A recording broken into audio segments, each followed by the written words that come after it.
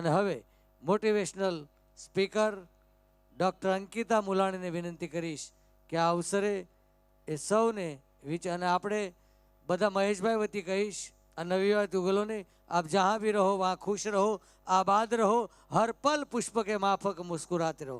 Doctor अंकिताबेन Mulani, जोरदार तालियों बतावे। नमस्कार, आप સૌનું પીપી સવાણી ગ્રુપ પરિવાર તરફથી આ કોયલલી લગ્નોત્સવની અંદર છેલ્લા 18 વર્ષથી ચાલી રહેલા 17મા લગ્નોત્સવની અંદર આપ સૌનું સ્વાગત છે। આપ સૌના હૃદયમાં બિરાજમાન પ્રભુ શ્રી રામ અને મા લક્ષ્મીજીને મારા વંદન। ખૂબ સરસ મજાની આજે આ સુરતની અંદર એક વાતાવરણની અંદર એક સુગંધ છે। એનું કારણ એ છે કે આજે આપણે વહાલી દીકરીઓ છે ને એ એના સાચા ઠેકાણે જઈ રહી છે, કારણ કે દીકરીઓને આપણે પંખી કહીએ છીએ અને એ ઉડીને આજે એકના માળેથી આજે પોતાનું સાચું જે ઠેકાણું છે ને ત્યાં જઈ રહી છે। અને આપણે સૌ જ્યારે આશીર્વાદ આપવા માટે આ દીકરીઓને અહીંયા આ અંત સુધી રહ્યા છીએ ને એ કદાચ દીકરીઓના સૌભાગ્ય છે અને આપણા પણ સૌભાગ્ય છે કે દીકરીના માથા ઉપર આપણે હાથ મૂકીએ છીએ અને પછી એ દીકરી જાય છે। મને ખબર નથી કે આમાંથી બેઠેલી દીકરીઓ બેટા 6 મહિનાના હશો કે ગર્ભની અંદર 1-2 મહિનાના હશો કે અત્યાર સુધીમાં આપે બાપનો છાયો ક્યાં અને ક્યારે કેટલા સમયમાં ગુમાવ્યો છે, પણ એટલું ચોક્કસ કહી શકાય કે 5000 બાપને લઈ લીધા ને ઈશ્વરે, ત્યારે મહેશભાઈ જેવા એક બાપને ઈશ્વરે આમના જીવનમાં મોકલી દીધા છે। કારણ કે આ લગ્નોત્સવ ખૂબ તમે મેં મારા જીવનમાં જોયા છે, પણ બહુ ઓછા લગ્નોત્સવ હોય કે જ્યારે દીકરીને બાપ વળાવે એના જીવનનું આણું, જીયાણું અને કરિયાણું આ ત્રણેયની સંભાળ રાખતા હોય। અને વર્ષોથી જે દીકરીઓ અહીંથી જાય છે ને એના જીવનની અંદર આવનારા સુખ હોય તોય ભલે અને એના જીવનની અંદર આવનારા દુઃખ હોય તોય ભલે। આપણે કોઈના લગ્નની અંદર જઈએ, કદાચ જમાઈનું દીકરીનું નામ યાદ ન રહે, પણ આજે કદાચ મહેશભાઈને આ 133 નહીં પણ આજ પહેલાંની કોઈ પણ દીકરીઓને પૂછો કયા લગ્નની અંદર કયા નંબરનો એનો મંડપ હતો ને ત્યાં સુધીની એમને ખબર છે। મહેશભાઈનું આ કામ ઈશ્વરના દરબારની અંદર હજારો વખત એના દરબારની અંદર ગુંજતું હશે અને એની સાથે રહી ગયેલી આજે આખી ટીમ છે ને ખૂબ સરસ મજાનું કામ પણ કરી રહી છે।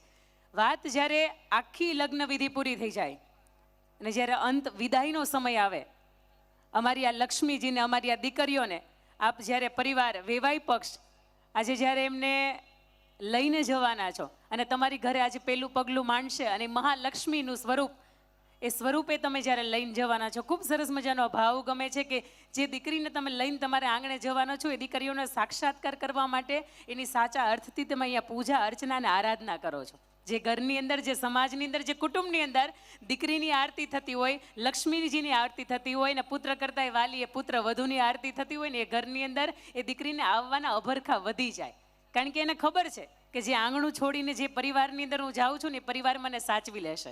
દૂધની અંદર જેમ સાકર ભળે ને એમ મને પણ ભળવી લેશે।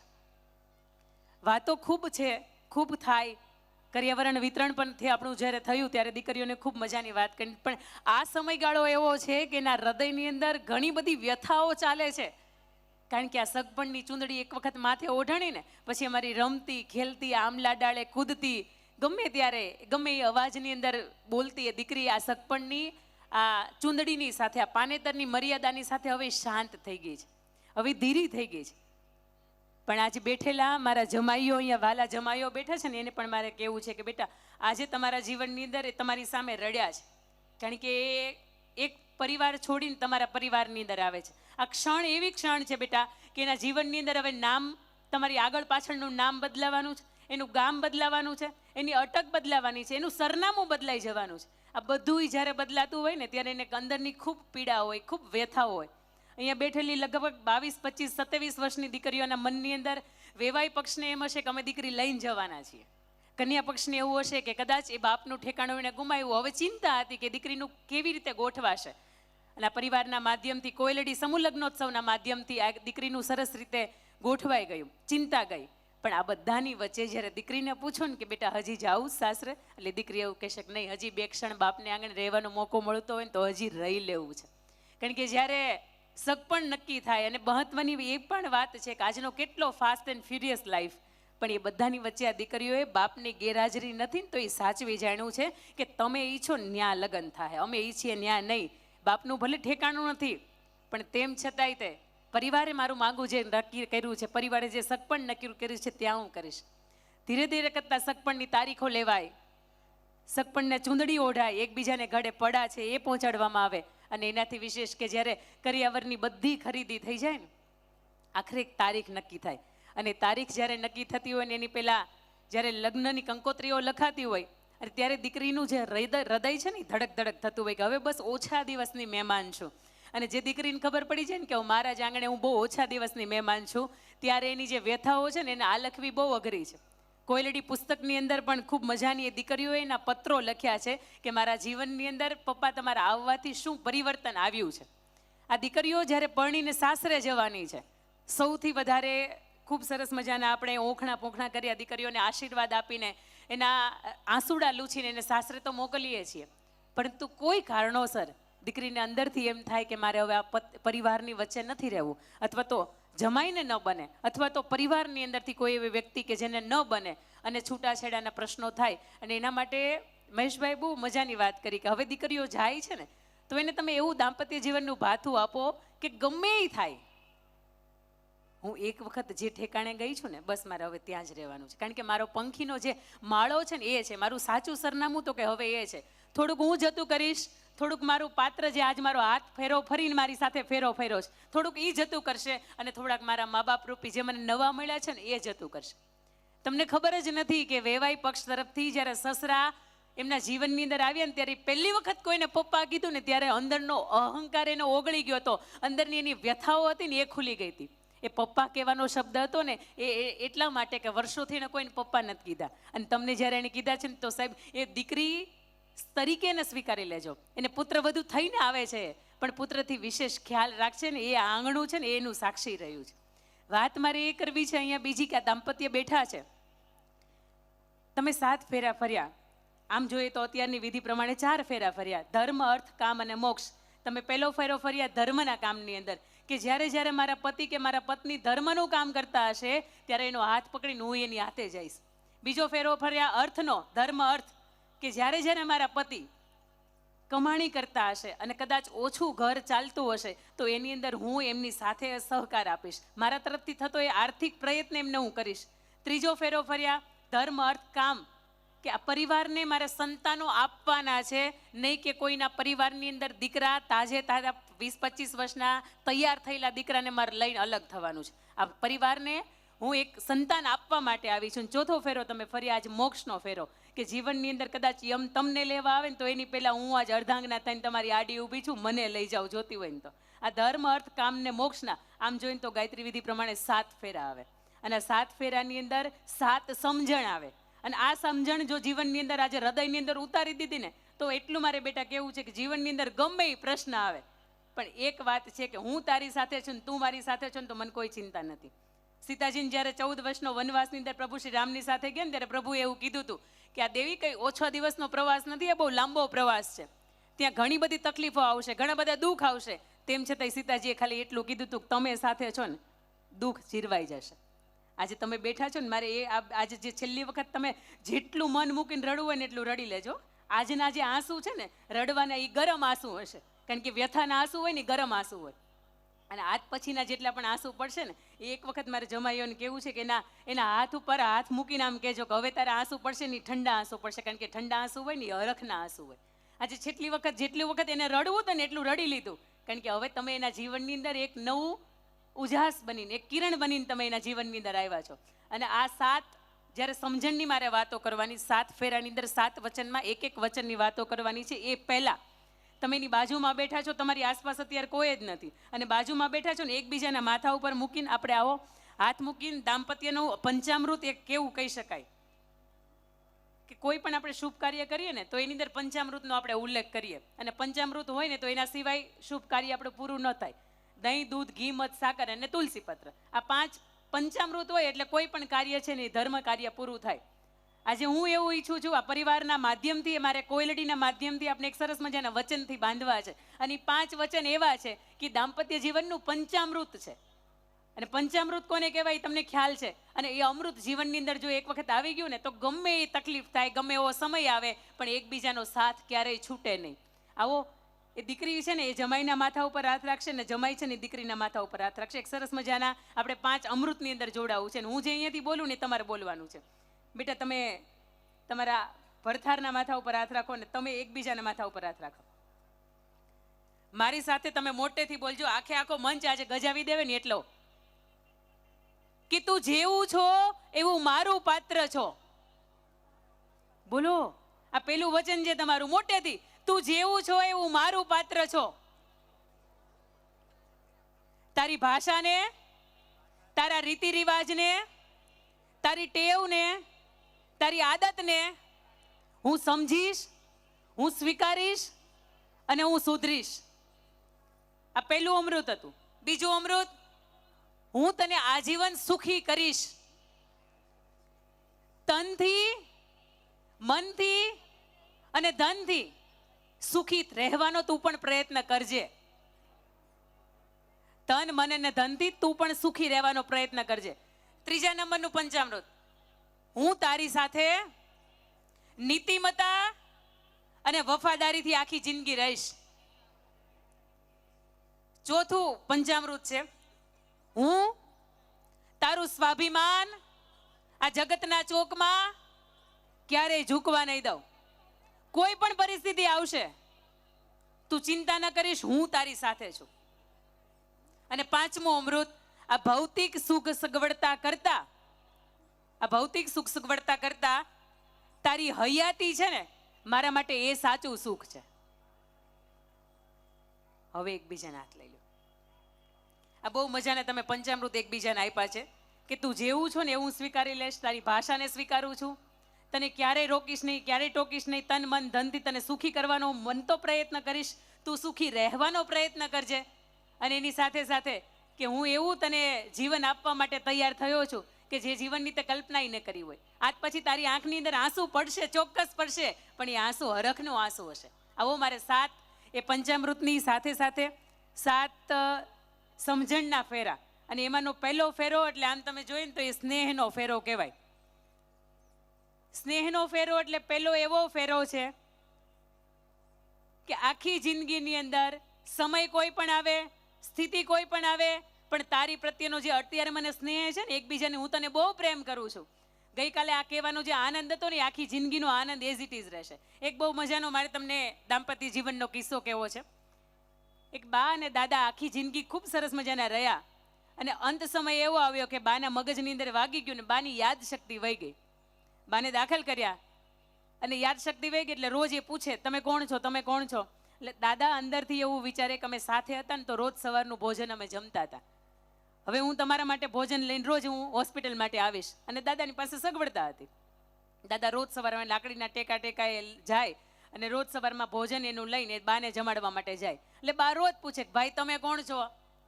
એટલે દાદાને થોડીક વાર અજુગતું લાગે, પણ આ રોજનું થયું કે ભાઈ એમની યાદ શક્તિ વહી ગઈ છે. એટલે રોજ નર્સ છે ને એ રોજ રાહ જુએ અને નર્સ એવું કહે કે દાદા હવે તમે ન આવો તો સારું, આ રોજ તમને ઓળખતા તો છે નહીં અને છતાંય તમારું આવવું એ વ્યર્થ છે. અને ત્યારે દાદાએ બહુ મજાની વાત કરી કે મને નથી ઓળખતો, પણ હું તો એને ઓળખું છું ને, મારી અર્ધાંગના છે. ભલે ને અત્યારે એની યાદ શક્તિ એને ગુમાવી દીધી. આ સ્નેહ છે. કદાચ પાત્ર આપણું પાત્ર આપણને ભૂલી જાય ને, ઓળખતું આ કુદરત કરામત કરે ને આપણું પાત્ર આપણને ઓળખતું ભૂલી જાય, છતાં એની સેવાની અંદર, છતાં એના જીવનની અંદર સુખ ભરવામાં આપણે કોઈ જાતની કચાશ ન રાખીએ. વાત નંબર 2 કે બીજી જે ફેરાની, બીજી જે વચનની વાત છે ને, સમજદારીની વાત છે. ઘણી વખત આપણે ભૂલ હશે ને એટલે આપણને હાથ પકડીને ખીજાશે, આપણને રોકશે, આપણને ટોકશે, બધાની વખત જાહેરમાં કહી દેશે. પણ અહીંયા મારે સાસુબાના ને વહુના પ્રસંગની તમને વાત કરવી છે. વર્ષો અગાઉ એક સમયગાળો એવો હતો કે સાસુબા બેઠા હોય એટલે ગળપણ ખવાય નહીં અને એને પૂછીને ખાવું પડતું કે બા તમે કહેતા હોય તો હું ગળપણ ખાઉં. એટલે ગળપણમાં ઢેફલા તો પછીની વાત આવે, પણ પેલા ગોળે ન ઓડાય.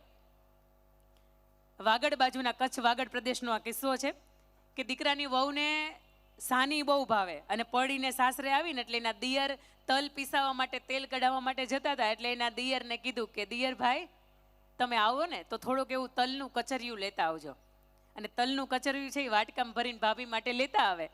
અને તલના કચરિયાની અંદર સાસુના બીકથી ગોળ નાખવા માટે રસોઈ ઘરની અંદર જાય નહીં. એ વાટકાની અંદર મૂકી દીધો અને ઢાંકી દીધો અને રોજ ઘંટી માટે પોતે જ્યારે અનાજ દળવા બેસે ને ત્યારે થોડુંક થોડુંક ખાય અને બાકીનું મૂકી દે.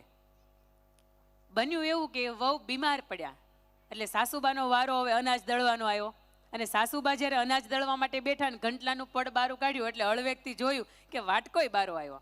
વાટકો જોયો ને એટલે એને અંદરથી એવું થયું કે અરે મારી સાસુ મારી વહુ આટલી બધી ડરતી હશે મારાથી કે મને પૂછ્યા વગરનું આવી રીતે ચોરી છુપીથી એને ખાવું પડે. એટલે થોડુંક એને એવું થયું કે હું ચાખી તો જોઉં કેવું ખાય છે મારી વહુ. અને એ જ્યારે ચાખવા જાય છે ને તરત દેખાય છે આ તો મોળું છે. એટલે બીજો વિચાર આવે કે એની અંદર એને ગોળ નાખવાની હિંમત ન થયું, આટલી બધી મારી ધાક હશે. એટલે સાસુબા ગયા, એ સાનીની અંદર કોરું જે તલ જેવું હતું ને એની અંદર 1 ચમચી ઘી નાખ્યું, થોડુંક ડ્રાયફ્રૂટ નાખ્યું અને બરાબરનો એની અંદર ગોળ મસળીને અને એક વાટક્યો હતો ને એની જગ્યાએ મૂકી દીધો. 3-4 દિવસ પછી વહુને સારું થઈ ગયું. આ સમજદારીનો ફેરો છે. પણ આ સમજદારી બે પતિ પત્નીની વચ્ચે નહીં, જે સૌથી વધારે તમારી સાથે રહેવાના છે ને સાસુ ને વહુ વચ્ચેની સમજદારીનો અફેરો છે. એની અંદર મૂકી દીધો અને જ્યારે પોતાનો વારો આવ્યો 3-4 દિવસ પછી અને ઘંટલે દળવા બેઠી એટલે એની યાદ આવી કે પેલી સાની ખાવાની છે. અને વાટકો જેવો બારો કાઢ્યો ને જોયું તો સફેદ ઉપરથી લાગતું હતું. એટલે એને એવું લાગ્યું થોડીક વાર બાટી ગયું છે કે શું, પણ સુગંધ કરી એટલે ઘીની સુગંધ આવી અને થોડોક એવો હળવેકથી એને ટેસ્ટ કર્યો એટલે ગળપણ લાગ્યું. અને તરત વિચાર આવ્યો કે મારે સાસુબાની બીકથી મેં મૂક્યું નહોતું, પણ નક્કી આ સાસુબાએ જ કર્યું હશે. આ વાતને કોઈ ખુલાસો ન થયો, વર્ષો વીતી ગયા અને જે સાસુબા હતા ને એ પરસાસુ થઈ ગયા. જે પરણીને સાસરે વહુ આવી હતી એ સાસુબા થઈ ગયા અને એની ઘરે ત્રીજી વહુવારું આવી ગઈ. અને એ વહુવારું આવીને એટલે તરત પરસાસુએ કહ્યું કે એમ તો ડાઈ છે, કૈયાગરી છે, માનીતી છે, નમણી છે, હોશિયાર છે, પણ તને કેવી લાગે છે? અને જે સાસુ બની ગયેલી જે વહુ હતી ને એવું કંઈક થોડીક મોળી લાગે છે. અને તરત ઓલા સાસુબાઈ પરસાસુ એવું કીધું કે એની અંદર થોડોક ગોળ નાખીને હાનીને જેમ ભેળવી દે ને એ મીઠી થઈ જાય. આવનારું પાત્ર છે ને કદાચ સાહેબ મોડું હશે તમારી આંગણે, પણ એને મીઠું કરવાની જવાબદારી આ તમને હોપીએ છે. આ કોયલડી લગ્નોત્સવની અંદર એને મીઠું બનાવી દેવાની જવાબદારી તમારી છે. કારણ કે હવે એની પાછળ તમારા સંતાનનું, તમારા દીકરાનું નામ લાગવાનું છે. એની આગળની જે અટક લાગશે ને તમારી લાગવાની છે. અને આપણું હોય ને એને વગોવાય નહીં, આપણું હોય ને એને બદલી લેવાય, આપણું હોય ને એને સુધારી દેવાય, આપણું કદાચ મોડું હોય ને તો એને મીઠું કરી દેવાની જવાબદારી આપણી આવે છે. ત્રીજો ફેરો એટલે ત્રીજું વચન એ સમાધાનનું વચન છે. સમાધાનની અંદર વાત આવે છે ને ત્યારે જમાઈ રાજાની વાત આવે છે કે તમારે સ્વભાવમાં કેટલો ફેરફાર લાવવાનો છે. એ તમને અત્યારે હું હારી નહીં લાગુ કારણ કે આ તો છેલ્લો વિદાયનો સમય છે. એના બેન ક્યાં શીખ આપવા આવે, પણ આ શીખ બહુ મહત્વની છે, યાદ રહેશે. આ રેકોર્ડ કરશે ને એટલે તમે એકબીજા માથે જેમ હાથ રાખ્યા છે ને એ બધું રેકોર્ડિંગમાં આવી જાય. મને નહીં લેતા પણ એમને લેજો. ત્રીજો ફેરો છે ને સમાધાનનો ફેરો છે. એક ભાઈની ઉંમર થઈ ગઈ અને નક્કી થયું કે ભાઈ હવે પરિવારની અંદર આપણે રહેવું નથી, કારણ કે આપણે કઈ પ્રમાણે કઈ ઘરની અંદર હાલતું નથી અને આપણે એવું કરવું છે આપણે આપણા ફાર્મ હાઉસમાં રહેવા વયું જવું. ઘરની રીતે, મારા પત્ની એની રીતે, બાળકો એની રીતે ને આપણે એકલા. એ ભાઈ આવ્યા એના ફાર્મ હાઉસની અંદર રહેવા માટે અને ત્યાં રહેવા આવ્યા એટલે ફાર્મ હાઉસ કેટલા સમયથી બંધ હતું એટલે નળ રિપેર કરાવ્યા, પ્લમ્બરને બોલાવ્યો અને બધા વ્યવસ્થિત બધું પાણીને બધું ચાલુ કરાવ્યું. પ્લમ્બર આવ્યો ને એનું કામ ખરેખર અડધી કલાકનું હતું, પણ એણે 2 જોરથી હથોડા માર્યા એટલે નળ ને બધું તૂટી ગયું. સાંજ પડી ગઈ એના કામની અંદર અને પેલો એવો ખાધા પીધા વગરનો અને એના પત્નીએ પાછું એને ટિફિન જે પ્લમ્બરને આપ્યું હતું ને એ પાછું મોળું હતું શાક, એટલે એ બરોબર ખાધું ન ખાધું મૂકી દીધું. એટલે સાંજે એ ધુઆ ફુવા થઈ ગયો હતો. પોતાની 2 વ્હીલ પાસે ગયો એટલે એમાં પંચર હતું. એટલે શેઠને એવું કીધું કે શેઠ તમારે ઘર સુધી મૂકી જાઓ. એટલે શેઠને એવું લાગ્યું કે બિચારો આખો દીનો હેરાન થાય લઈને મૂકી આવું. મૂકવા ગયા, પેલો ધુઆ ફુવા હતો, તીખો હતો, ઘર જેવું આવ્યું, એનું આંગણું જેવું આવ્યું. આંગણાની બહાર એક સરસ મજાનું એક નાનકડો એવો છોડ હતો અને છોડની પાસે આમ હાર પહેરાવતા હોય ને એવું એને કંઈક પહેરાવી દીધું અને અંદર ગયા. એટલે શેઠને કીધું કે આવો ને તમે અંદર આવો. શેઠે પ્લમ્બરની સાથે અંદર ગયા અને અંદર જઈને પેલો બેઠો, એના મમ્મી પપ્પાને ખબર અંતર પૂછ્યા, એના બાળકોની સાથે રમ્યા, એના પત્નીને એક પણ જાતની ફરિયાદ ન કરી કે શાકમાં મીઠું કેમ નહોતું નાખ્યું. હળવેકથી પોતાનું ટિફિન હતું એ કાઢીને મૂકી દીધું. પેલા માણસને નવાઈ લાગી કે આટલો બધો એનામાં સુધારો ક્યાંથી આવી ગયો, આ ઘરની અંદર કોઈની બીક હશે કે શું. પણ તેમ છતાંય તે 10-15 મિનિટ બેઠા અને પેલો પ્લમ્બર એને શેઠને મૂકવા માટે બહાર આવ્યો એટલે શેઠે તરત પૂછ્યું કે તું ધુઆ ફુઆ થઈ ગયો હતો, તું મગજનો બરાબરનો તીખો હતો, આખા દિવસ તારા કામથી તું કંટાળ્યો હતો, પણ તેમ છતાંય તું ઘરે આવ્યો અને પેલું કંઈક ટીંગાડ્યું, એ તે શું કર્યું? એનું મને એ તું મને વાત કરી કે એ તે શું કર્યું? અને ત્યારે પેલો માણસ એવું કહે છે કે હું મોટો શેઠ હતો એ દુનિયાની માટે હતો, પણ હું ઘરે ગયો ને એટલે હું કોઈનો પતિ છું, હું ઘરે ગયો ને એટલે કોઈનો પિતા છું, અને હું ઘરે ગયો ને એટલે કોઈનો હું પુત્ર છું. અને આ વાતને હું પેલું પ્રાધાન્ય રાખું છું. આ બહારની ચિંતા છે ને હું બધી બહાર ઠલવીને આવું છું. ફરીથી બીજે દી જાઉં એટલે મારી ટોપલો છે ને હું ચાલતો જાઉં અને ફરીથી સાંજે થાક્યો પાક્યો ઘેર આવું ને એટલે ટોપલો છે ને હું બહાર મૂકતો આવું. અને ત્યારે એ માણસ છે ને એ પોતાના ફાર્મ હાઉસ ઉપર ન ગયો, પણ એ માણસ પોતાની ઘરે ગયો અને બધાની યાર સમાધાન કરી નાખ્યું ને ફરીથી પોતાના હસતા મુખેથી રહેવા માંડ્યા. એક દિવસની અંદર કોઈ વ્યક્તિના માધ્યમથી એના જીવનની અંદર સમાધાન થઈ ગયું. આ ત્રીજો ફેરો છે ને એ સમાધાનનો ફેરો છે.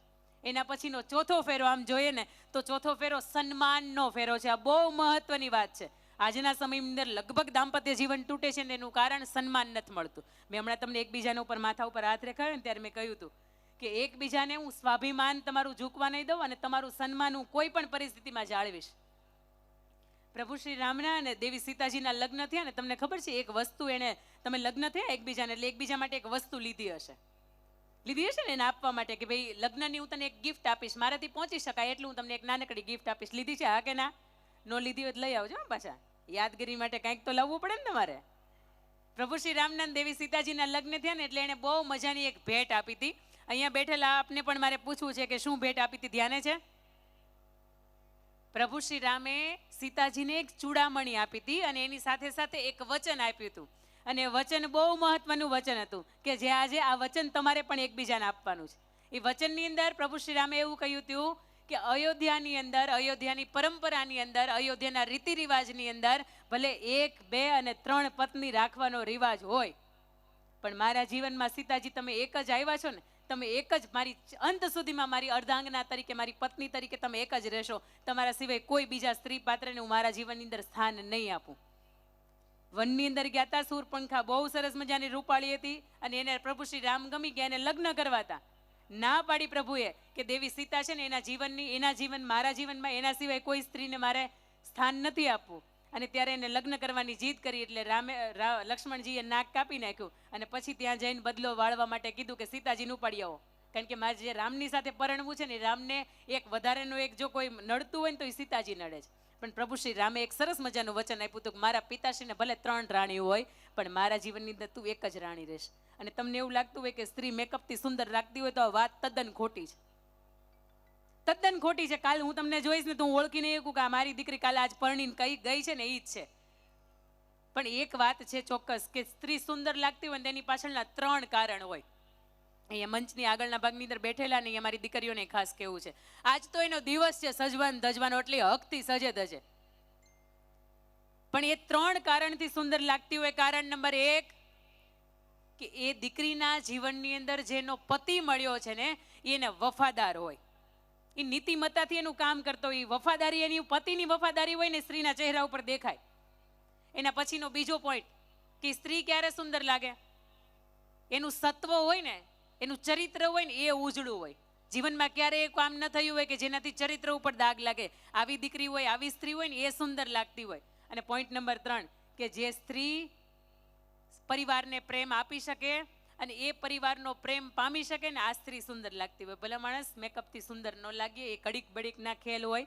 24 કલાક માટે આપણો ઢોળ જે ચડાવ્યો ને એનાથી આપણે રૂપાળા લાગીએ, પણ અંદરનો જે અજવાસ છે ને આ 3 જ કારણોથી લાગતો હોય કે એનો પતિ વફાદાર હોય, એ સ્ત્રી પરિવારને પ્રેમ કરી શકે ને પરિવારનો પ્રેમ મેળવી શકે. અને વાત નંબર 3 કે એ સ્ત્રીના ચરિત્રને ક્યારેય દાગ ન લાગ્યો હોય. આ વાત બહુ મહત્વની છે. એકબીજાને એવું સન્માન આપજો કે મારા જીવનની અંદર કદાચ સોશિયલ મીડિયાના માધ્યમથી 15 નહીં 50ના હાય હલ્લો આવે, પણ તારા આવ્યા પછી કે તારી સાથે મેં 7 ફેરા કે 4 ફેરા ફર્યા પછી મારા જીવનની અંદર કોઈ પાત્ર એવું નહીં આવે કે જેના મેસેજ વાંચીને કે જેની વાત સાંભળીને તને દુઃખ થાય. કારણ કે એ જીવનનું સૌથી મોટું દુઃખ હોય કે જેના નામથી આપણે પરણીને સાસરે આવ્યા હોય ને એ માણસ જ આપણું ન હોય. આનાથી વિશેષ જીવનની અંદર દુઃખ જ કોઈ ન હોય. એના પછીનો ફેરો એટલે 5મો ફેરો, અને 5મો ફેરો એટલે સત્યનો ફેરો છે. એકબીજાને સત્યનું વચન આપવાનું છે. સુરતનો મારે તમને એક કિસ્સો કેવો છે.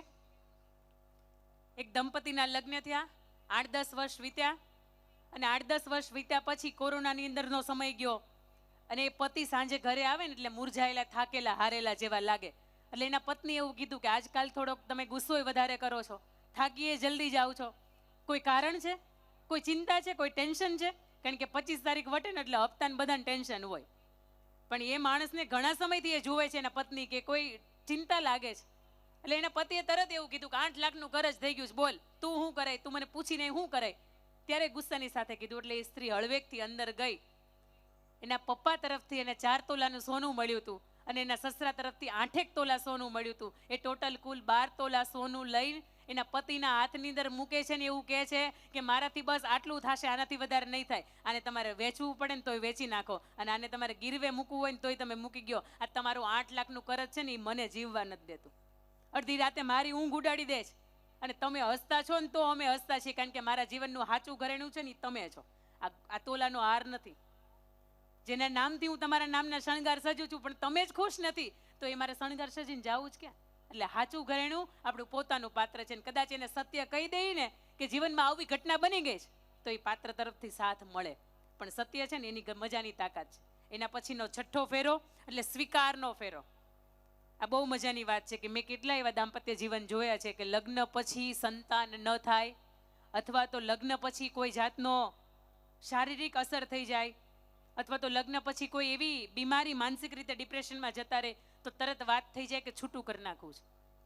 લગ્ન પછી કદાચ જેનો હાથ પકડીને તમે હવે કેડીએ ચાલવાના છો, જે બાપનું નામ ભૂસીને તમે એક નવા પાત્રનું, કે જે તમારા અડધું અંગ કહી શકાય, આવા પાત્રનું નામ તમારી પાછળ લગાવવાના છો, અને એના જીવનની અંદર કદાચ કોઈ આર્થિક મુશ્કેલીઓ આવે ને તો એના જીવનની અંદર એનો સાથ નહીં છોડતા એવું કહેજો કે મીઠુંનો રોટલો કદાચ ખાવો પડતો હશે ને તોય ખાઈ લેશું, કદાચ એક ઝૂંપડામાં રહેવું પડતું હશે ને તોય રહી લેશું, કદાચ એક ગાળામાં 12x35 ગાળામાં રહેવું પડતું હશે ને તોય રહી લેશું, પણ તમારા વિના નથી રહેવું. અને જ્યારે આ સંકલ્પ તમે આ કોયલડીના લગ્નોત્સવના માધ્યમથી લઈને જાઓ ને એટલે બે પરિવારના હૈયા આંશકારો થઈ જાય કે હાશ, હવે મારા દીકરાઓ જીવતા શીખી ગયા. સ્વીકાર બહુ મહત્વનો છે. વડોદરાનો આ કિસ્સો તમને મને શીખવે છે કે લગ્ન થયા, પ્રેમ લગ્ન કર્યા, ભાગીને લગ્ન કર્યા, બંને પરિવાર સ્વીકારતા નથી. દીકરીનો પરિવાર બિલકુલ નથી સ્વીકારતો, દીકરાના પરિવારે બંને દંપતીને સ્વીકારી લીધા કે વાંધો નહીં રહ્યો.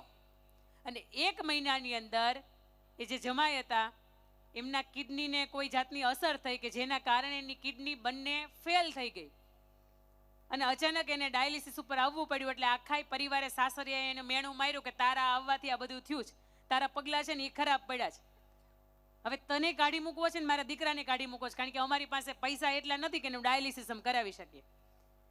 એ બંને દંપતી બરોડાની અંદર આજે પણ રહે છે, સંતાન નથી, અને લગ્ન થયા એના 23 વર્ષ થયા, અને આજ સુધીમાં લગભગ એને 2300થી વધારે વખત ડાયાલિસિસ કરાવ્યું છે. એ સ્ત્રી મજૂરી કરે છે, એ સ્ત્રી નોકરી કરે છે અને પતિને સાચવે છે, ને એનું આખું દાંપત્ય જીવન છે ને સાહેબ એ નિભાવે. તમે વિચારો તો ખરા, જીવનની અંદર આવું દુઃખ છે તેમ છતાં એ સ્ત્રીએ ક્યારેય એનો સાથ છોડ્યો નથી, અને આ સાથ છે ને એ નવી ઉર્જા ભરે છે. અને એના પછીનો 7મો ફેરો, 7મું વચન એટલે સરળતાનું વચન, કે અહીંયા તમે તૈયાર થયા છો ને તમને બહુ મજા આવે, લગ્નનું ખાઈએ ને બહુ મજા આવે, પણ મૂળ પાછા સાદાઈની અંદર આવી જઈએ ને ત્યારે વધારે મજા આવે. તમે બાપુજીને જુઓ ને તો કોઈ જાતનો ભપકો નહીં. તમે મારી દીકરી આયુષીબેન આજ બેઠી છે, એના આંગણાનો આ પ્રસંગ છે ને છતાં હાથની અંદર એને કાંઈ નથી પહેર્યું. મહેશભાઈને જુઓ ને તો મહેશભાઈ 2 કલાક પછી તમને એવા જ લાગતા હોય કે જ્યારે આજે પ્રસંગ ઉકેલીને તમને લાગતા હોય. આટલી સાદગી છે. અને જીવનની અંદર ભગવદ્ ગીતાની અંદર એ 3 વાત છે કે રજસ, તમસ અને સાત્વિક. રજસમાં મજા નથી, તમસમાં મજા નથી, જે મજા છે ને એ સરળતામાં મજા છે. ઘરને આંગણે કોઈ આવે અને તમારું બધું કામ મૂકીને તમે એને આવકાર મીઠો આપી શકો ને તો કોઈના હૃદયની અંદર વસો. આજે હિરોઈન હોય કે કોઈ સેલિબ્રિટી હોય ને તમારે રહેતી હોય ને મગજમાં રહેતી હોય, પણ કોઈનામાં સરળતા તમને સ્પર્શી જાય ને તો એ કાયમીને માટે હૃદયમાં રહેતી હોય.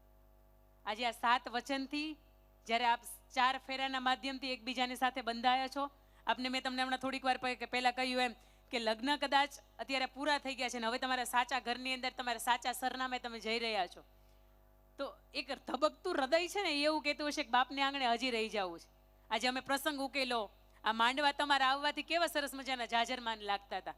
આજે તમે જાઓ છો ને ત્યારે માંડવાનો ખૂણો પૂછતો હશે કે બધી વસ્તુ બરોબર છે, થાળી બરોબર, વાટકા બરોબર, ચમચી બરોબર, ઘરને આંગણે આવેલા મહેમાન છે ને એ બરોબર છે, એમાંથી એ કોઈ ઓછા નથી થયા.